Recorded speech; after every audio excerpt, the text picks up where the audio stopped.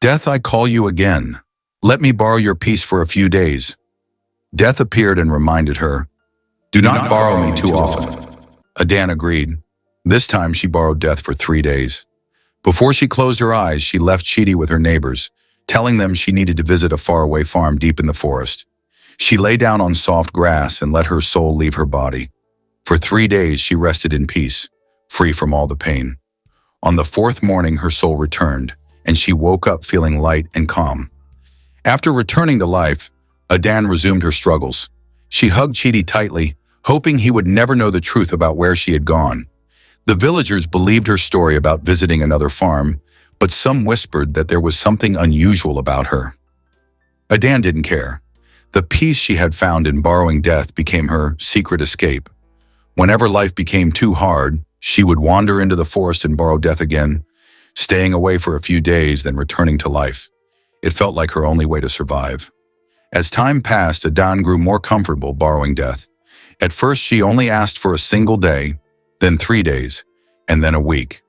Each time she wandered deeper into the forest, far away from the village. She feared that one day the villagers might try to bury her before she could return. In the forest, no one would find her body, and she would lie still, waiting for her soul to come back. It felt safe, even though she knew it was dangerous. Chidi grew worried about his mother's frequent disappearances. "Mama, why do you always go away?" he asked one evening. Adan stroked his hair and said softly, "I go to find food for us, my son." "Don't worry, Mama always comes back." But Chidi wasn't convinced. He often cried when she left, afraid she wouldn't return. Adan tried to ignore his tears, but her heart ached. She told herself it was for the best. Borrowing Death gave her the strength to keep going for him. One day Adan borrowed Death for 2 whole weeks. Life had become unbearable, and she longed for a peaceful rest. She had come to cherish it. She walked into the forest deeper than ever before and found a quiet spot beneath an ancient tree. Lying down, she whispered, "Death, I am ready." The cold touch of Death took her once again, and her soul drifted into silence. The villagers noticed her absence but assumed she had traveled far to find work. While Adan's body lay still in the forest, Chidi waited at home, watching the door every day. "Mama will come back," he told himself, even as his hope began to fade. Neighbors brought him food and comforted him, but Chidi couldn't stop blaming himself. "Mama works too hard because of me," he thought. "She must be so tired." He didn't know where she had gone, but he felt deep down in his heart that something wasn't right. 2 weeks passed and Adan did not return. The villagers grew worried. They formed a search party and began looking for her. "She must be lost," they said, "or maybe something terrible has happened." Chidi begged to join the search, but the elders told him to stay behind. "We will find your mother," they promised. The villagers combed the forest, calling her name. After hours of searching, one of them found her body lying beneath a tree.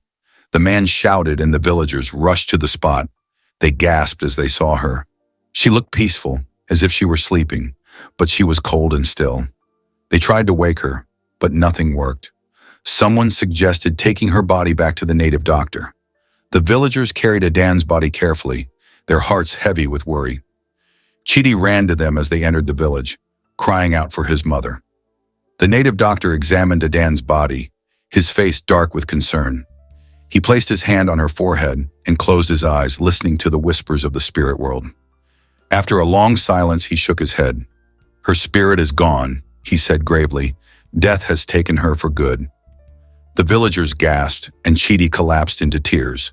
The doctor explained, "Adan has been borrowing Death for a long time. This time, Death refused to give her back." The villagers were shocked by the doctor's words. "Borrowing Death? What does that mean?" they asked. The doctor explained how Adan had struck a deal with Death to escape her pain. She wanted peace, but in doing so, she left behind her responsibilities. Death warned her, but she kept returning until her time finally ran out. The villagers were silent, their hearts heavy with grief. They couldn't believe Adan had been hiding such a secret. Chidi blamed himself for his mother's choices. "It's my fault," he sobbed. "She was tired because of me." Mama Nkechi, a kind woman in the village, held him close and said, "No, my child. Your mother loved you so much that she tried to carry the weight of the world. But this was not your fault. She made her own choices. Chidi listened, but the guilt stayed with him, a shadow he couldn't escape. Adan's body was buried the next day under a tall tree near the village. The villagers gathered around her grave, their faces full of sorrow. The native doctor spoke to them, his voice firm but kind.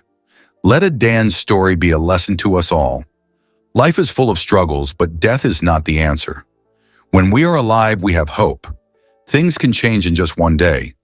But in death, there are no second chances. The villagers nodded, taking the doctor's words to heart.